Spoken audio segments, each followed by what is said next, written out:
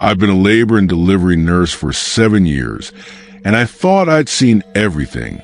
Blood, chaos, life, death. The raw intensity of bringing new souls into the world. But nothing, absolutely nothing, prepared me for what happened that Tuesday night in October. It was 2:47 a.m., and the OB unit was completely empty. No laboring mothers, no crying newborns, no anxious fathers pacing hallways.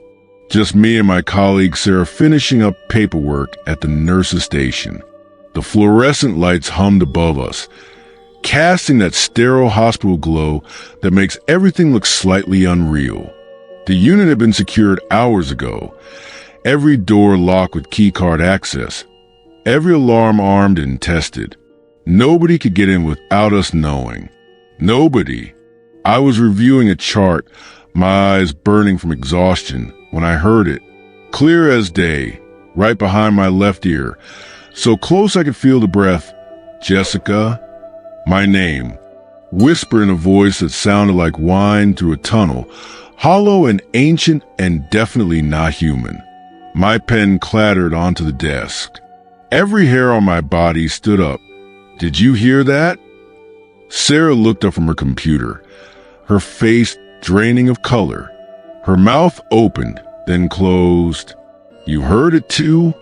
Before I could answer, it came again, but this time from the direction of the empty patient rooms down the hall. Sarah? Her name, whispered in that same impossible voice. We both stood up at the same time, our chairs scraping against the floor in unison. My heart was hammering so hard I could feel in my throat, in my ears, pounding against my ribs like it wanted out. Sarah grabbed my arm, her fingers digging into my skin hard enough to bruise. We need to check the rooms, I said, though every instinct I had was screaming at me to run, to get out, to leave this place and never come back. Maybe it's a ventilation system, Sarah whispered, but her voice shook. Maybe it's just echoing somehow. We both knew that was impossible. We both heard our names, clear and distinct and deliberate. We walked down that corridor together, neither of us willing to let go of the other. Our footsteps echoed off the sterile walls, too loud in the oppressive silence. The motion sensor lights clicked on as we passed, one by one, illuminating empty rooms with stripped beds and dark monitors. I checked room 201 first, the one closest to where we'd heard Sarah's name. I pushed the door open slowly, my hand trembling. The room was ice cold, much colder than it should have been. Our breath came out in visible puffs. The window was closed. The thermostat read 72 degrees, but felt like we'd walked into a freezer. This isn't right, Sarah breathed. We moved methodically through the unit. Every room, every bathroom, every supply closet, every medication storage area. I checked behind the nurse's desk, in the break room, even in the locked linen closet. The motion sensors hadn't been triggered. The door alarms hadn't gone off. The security panel by the entrance showed green across the board. No breaches, no unauthorized access. There was absolutely no one there.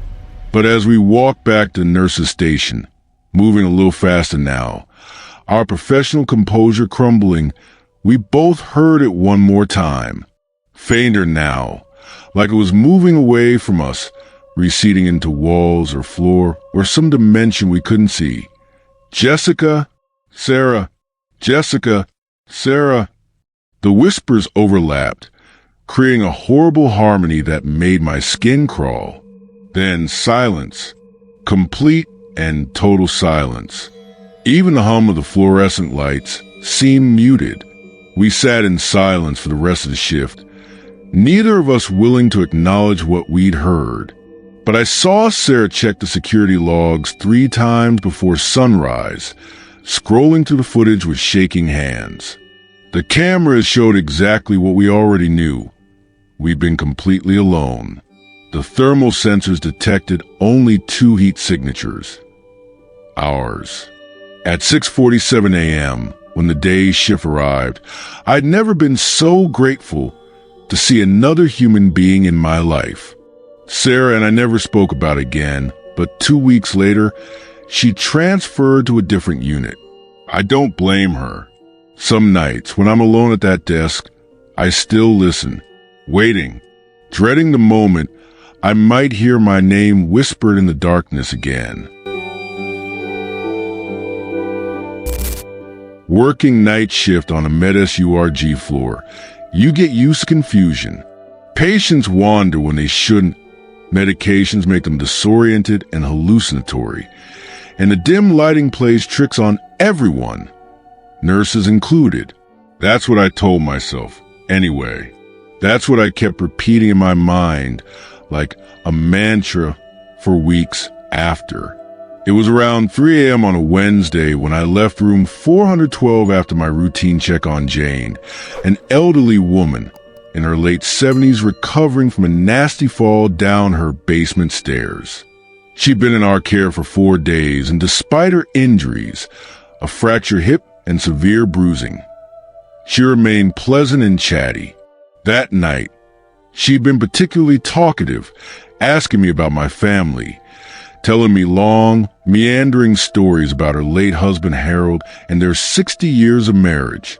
Her voice had that dreamy quality that elderly patients sometimes get late at night, somewhere between memory and present moment.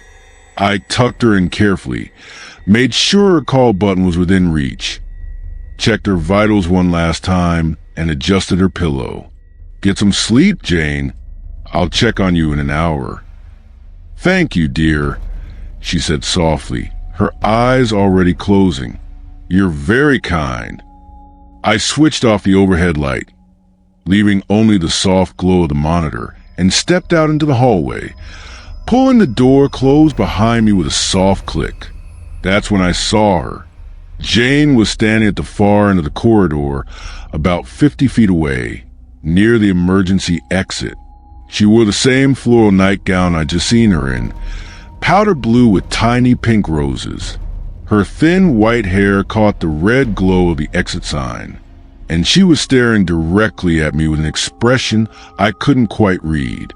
Not afraid, not confused, just staring. My first thought was pure panic. How did she get out of bed so fast? She could barely walk. She needed a walker just to get to the bathroom. There was no possible way she could have passed me in the hallway without me seeing her. No possible way. "Jane!" I called out, already moving toward her, my heart rate spiking. "You shouldn't be out of bed. You could fall again." I rushed down the hallway, my shoes squeaking on the linoleum with each hurried step. The fluorescent lights buzzed overhead. Somewhere, a monitor beeped steadily. My eyes never left her figure at the end of the hall. But when I got to the spot where she'd been standing, right in front of the emergency exit with its red sign and push bar, there was nothing, just empty space and the locked emergency door. I put my hand on the push bar, testing it. Locked. The alarm was armed. If anyone had gone through this door, sirens would be screaming through the entire floor. Confused and slightly annoyed now, thinking maybe she'd somehow ducked into one of the rooms along this corridor, I turned and hurried back toward 412. Maybe I'd been wrong about which nightgown she was wearing. Maybe another patient had wandered. Maybe I was more tired than I thought.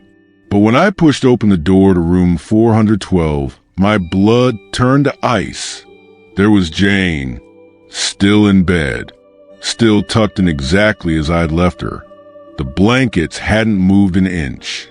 They were still smooth, still tucked under her sides, just the way I'd arranged them.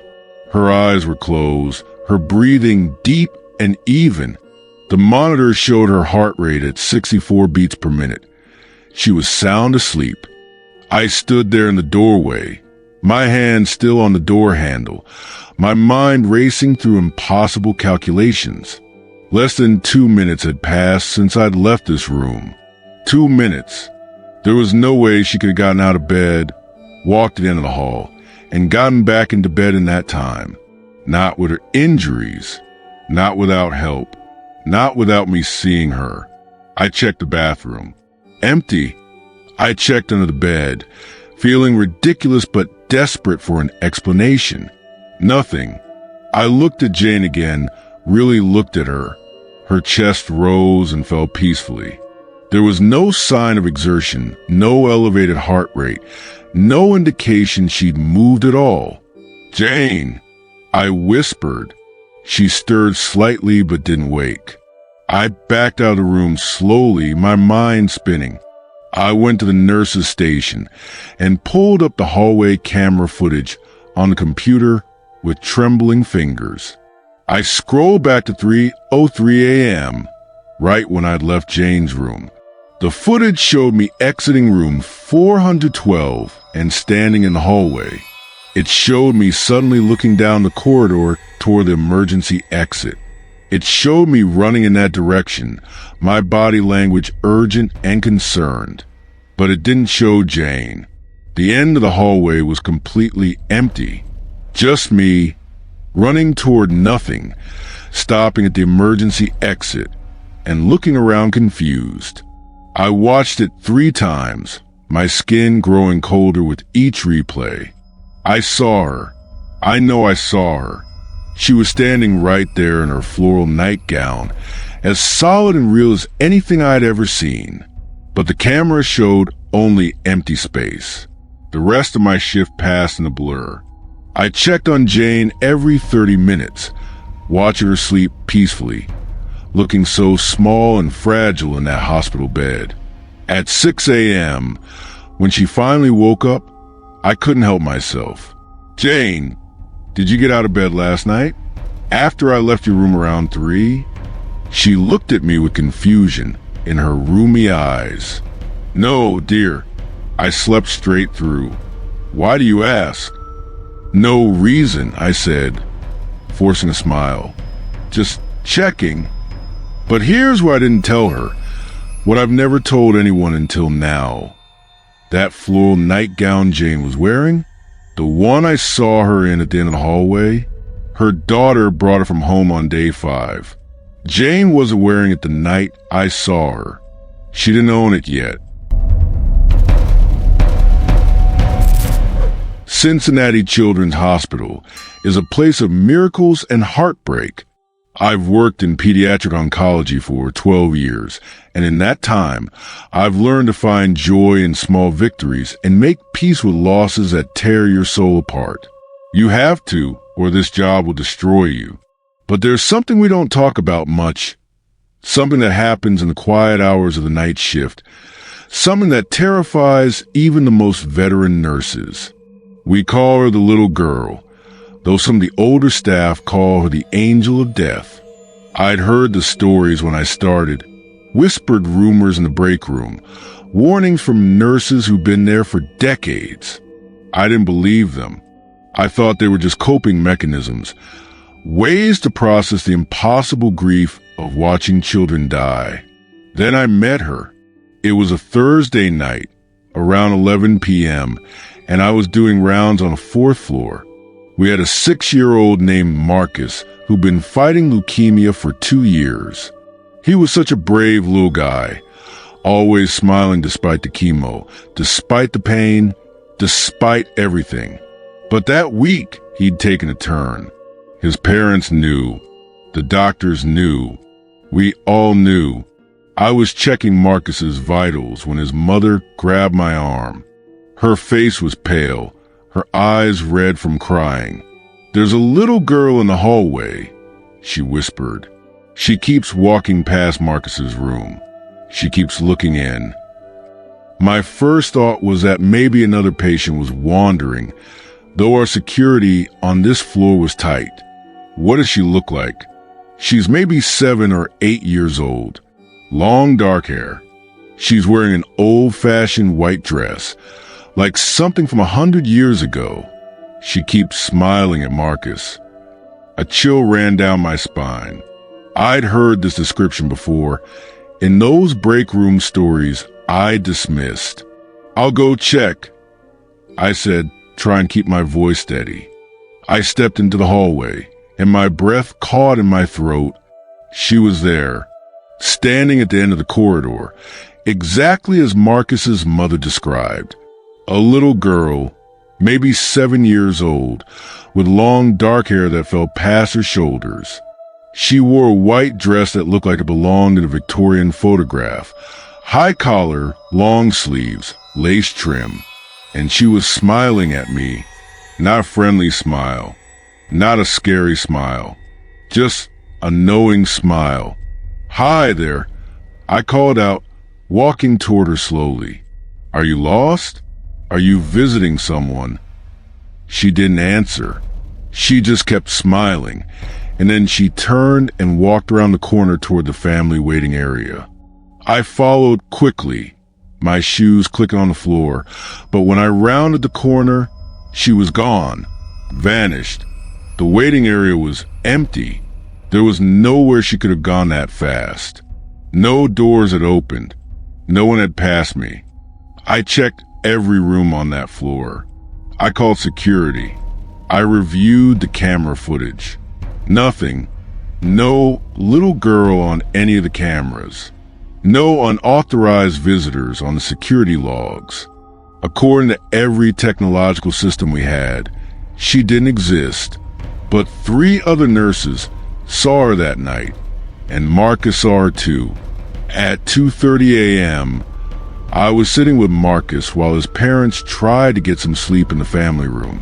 His breathing was labored, and I knew we were close to the end. Suddenly, his eyes opened wide, and he smiled, a real, genuine smile that I hadn't seen in weeks. "She's here," he whispered. "Who's here, sweetie?" "The girl, the pretty girl with the long hair." He looked past me toward the corner of the room. "She says it's going to be okay. She says it doesn't hurt where she is. She says my grandpa is waiting for me." My throat tightened. Marcus's grandfather had died 3 months earlier. "She says tomorrow," Marcus continued, his voice dreamy and distant. "She says I don't have to be scared." I held his small hand, tears streaming down my face. "You don't have to be scared, Marcus. You don't have to be scared of anything." He fell asleep shortly after, that peaceful smile still on his face. Marcus died the next evening at 6:47 p.m., exactly 24 hours after he'd spoken to me about the little girl. His parents were with him. He went peacefully, without pain, without fear, just like she promised. I've seen her 4 more times since then. Always the same. Always the day before a child passes. Always bringing that same message. It's going to be okay. The rational part of my brain wants to explain it away. Stress, exhaustion, pattern recognition in a job that sees too much death. But I've learned that some things can't be explained. Some things you just have to accept. We don't talk about her much. We don't have to. When you've been on this floor long enough, you just know. You see her appear and you prepare. You make sure the family is ready. You make sure the child isn't alone. You make sure there's no pain.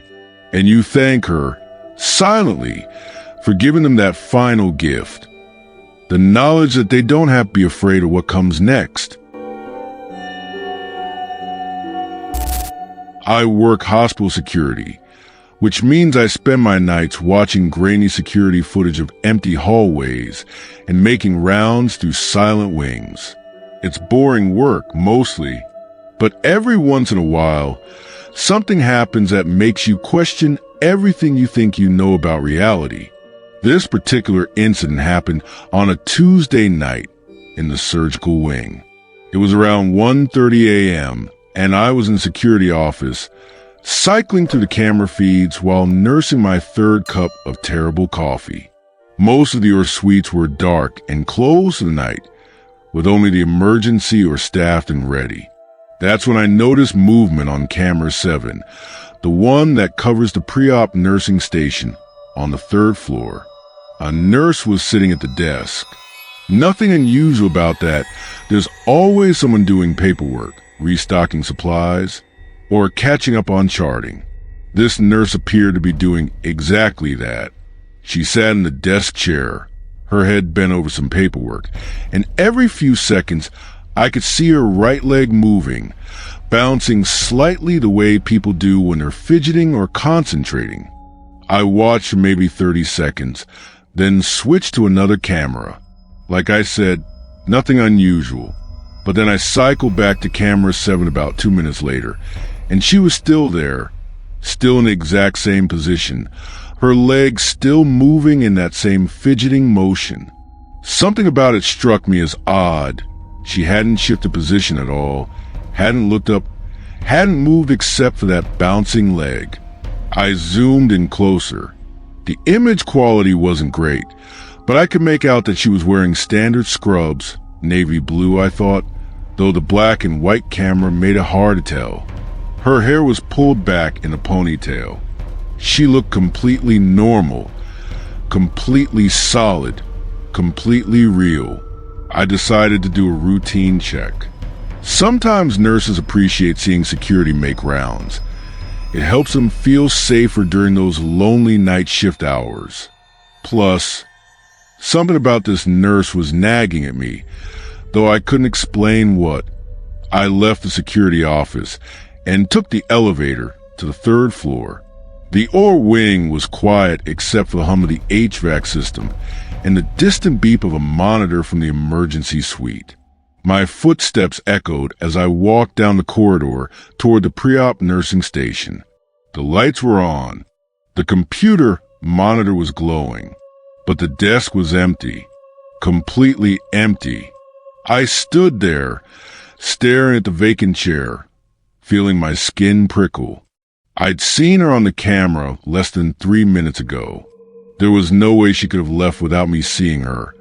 I'd come directly here, and there was only one way out of this section without triggering the emergency exit alarms. I radioed to the security office. "Hey, Mike, you still got eyes on camera 7? "Yeah, got it up right now." "Why?" "What do you see?" "The pre-op station. Nobody there. Looks empty." "Why?" My mouth went dry. "Can you pull up the footage from about 5 minutes ago?" There was a nurse sitting at that desk. There was a pause, then the sound of Mike rewinding the footage. Another long pause. Jason, there's no nurse on this footage. It's been empty for the past 20 minutes. That's impossible. I watched her for at least 2 minutes. She was sitting right there, bouncing her leg. I'm telling you, man, there's nothing here. Just an empty desk. I walked closer to the desk, examining it carefully. The chair was pushed in neatly. There was no paperwork on the desk surface, no pen, no coffee cup, no indication anyone had been sitting there recently. I touched the chair. It was cold. But here's the thing that made my blood run ice cold. The computer monitor was on, and the screen showed a patient chart pulled up. I looked at the timestamp of the last activity. The chart had been accessed at 1:31 a.m., exactly when I'd been watching the nurse on camera. I looked at the patient name on the screen, Eleanor Rodriguez, room 312. I knew that name. Everyone in the hospital knew that name. Eleanor Rodriguez had been a surgical nurse at our hospital for 30 years. She died 6 months ago, collapsed at this very desk during her shift from a massive brain aneurysm. She'd been sitting here doing paperwork when it happened. The staff who found her said her leg was still moving in a post-mortem spasm when they arrived.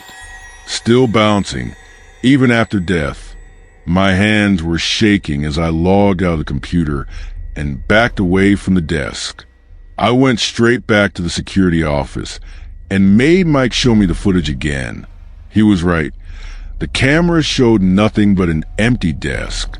But I know what I saw. I saw her clear as day, solid and real and present, sitting at that desk doing paperwork like she'd done 1,000 times before, her leg bouncing just like it probably did every night during her 3 decades of night shifts. I requested to be transferred to a different floor after that.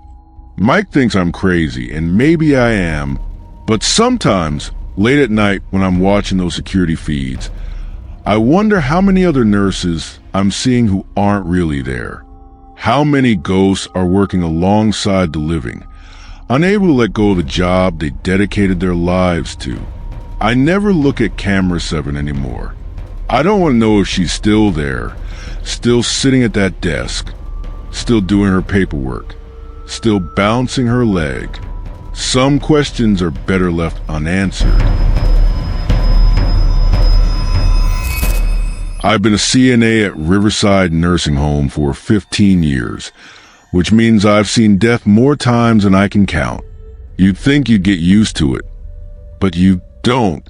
Each one still hurts, still leaves a mark. But over the years, you develop a certain intuition about it. You can feel when someone's time is close. You can sense when death is walking the halls. But nothing could have prepared me for what happened the night Colleen wanted out. Colleen Harper had been a resident at Riverside for 3 years. She was 84, sharp as a tack mentally, but her body had betrayed her. Kidney failure, heart disease, diabetes. She knew she was dying, and she'd made peace with it in that way some people do, accepting it with grace and even a bit of humor. She used to joke that she'd already ordered her room in heaven, right next to her husband Frank, who died in 1998. Colleen passed away on a Thursday afternoon at 4:37 p.m. It was peaceful. Her daughter was there. We kept her comfortable right to the end. After the family left and the funeral home took her body, we did what we always do. Cleaned the room, changed the sheets, prepared it for the next resident. By midnight, the room looked like Colleen had never been there at all. I was working the night shift with 2 other CNAs, Maria and Kevin. It was a quiet night, unusually quiet. Most of our residents were sleeping soundly. We were catching up on charting at the nurse's station on the 2nd floor when it happened, 2:50 a.m. exactly. Every single door alarm on the 2nd floor went off simultaneously. The sound was deafening. 16 rooms, 16 alarms, all screaming at once. The alarm system was designed to alert us if a resident tried to leave their room at night, a safety measure for those with dementia or fall risks. But they'd never all gone off at the same time. It wasn't even possible. Each door had an independent sensor. Maria and Kevin jumped up immediately and started running down the hall, checking rooms. I stood there for a moment, frozen, because something felt wrong. Not just unusual, wrong. The air had changed. It felt thick, heavy, electrically charged like right before a thunderstorm. And it was cold, so cold I could see my breath. What the hell? Maria shouted from down the hall. All the doors are closed. Nobody's out of their rooms. I started checking rooms on my end. She was right. Every resident was in bed, most of them sleeping soundly, some awake and confused by the noise. But all the doors were closed. The alarms were still blaring, but there was no reason for them to be going off. Then I got to room 212, Colleen's room, the room that should have been empty. The door was open, just a crack, maybe 6 inches, but it was definitely open, and the alarm was screaming. I pushed the door wider, my heart hammering. The room was dark except for the moonlight streaming through the window. The bed was empty, freshly made with crisp white sheets.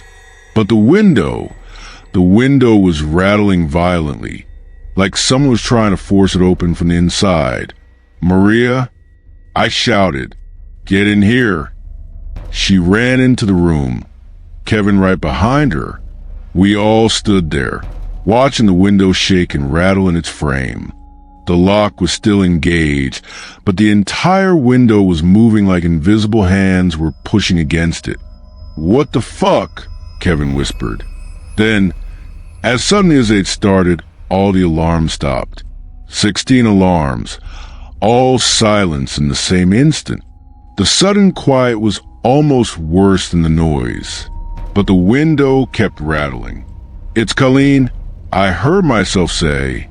The words came out before I even thought them. "It's Colleen. She wants out." Maria looked at me like I'd lost my mind. "Colleen's dead. She's been gone for 10 hours. "I know." I walked toward the window, drawn by something I couldn't explain. "But she's still here. She wants out." Kevin grabbed my arm. "Don't open that window." But I had to. I can't explain why, but I knew with absolute certainty that I had to open that window. I reached out and unlocked it, and the moment I did, the rattling stopped. The room fell completely silent and still. I pushed the window open, and a gust of cold air rushed in, much colder than it should have been for May. The curtains billowed inward, and for just a moment, I swear I smelled Colleen's perfume. That distinct scent of Chanel No. 5 that she wore every single day. "Go ahead, Colleen," I whispered to the empty room. "You're free. Go find Frank." The cold air swirled around us one more time, and then it was gone. The temperature in the room immediately returned to normal. The oppressive heaviness lifted. It felt like the room could breathe again. We stood there in silence for a long moment. "Did you feel that?" Maria finally whispered. "When you opened the window, did you feel something leave?" I nodded. I had felt it. Something had left. Something that had been trapped, confused, trying desperately to get out. We went back to the nurse's station, none of us speaking about what had just happened. But I pulled up the alarm logs on the computer, needing to confirm what I already knew. All 16 door alarms had triggered at exactly 2:50 and 7 seconds a.m. All 16 had stopped at exactly 2:52 and 34 seconds a.m. And according to the system, they'd all been triggered by the doors opening. But we'd seen them closed. The next morning, during shift change, I mentioned what happened to the day's shift supervisor, an older woman named Ruth who'd worked at Riverside for 30 years. She didn't look surprised. "Colleen wasn't the first," Ruth said quietly, "and she won't be the last. Some of them have a hard time letting go. Some of them need help finding the way out." She looked at me with knowing eyes. "You did the right thing, opening that window. Sometimes they just need someone to open the door for them. Or, in this case, the window." I still work at Riverside. I still work night shifts. And now, when someone passes during my shift, I make sure to open a window in their room before I leave, just in case they need help finding their way home. Because after 15 years, I've learned that dying isn't always the end. Sometimes it's just the beginning of the journey. And sometimes the dead need the living to show them how to leave. I've opened that window in room 212 3 more times since Colleen, each time for a different resident. Each time, I feel that same cold wind, that same sense of relief, that same unmistakable feeling of something finally being set free. And each time, I whisper the same words. "Go ahead. You're free now. Go find whoever's waiting for you." Because someone always is.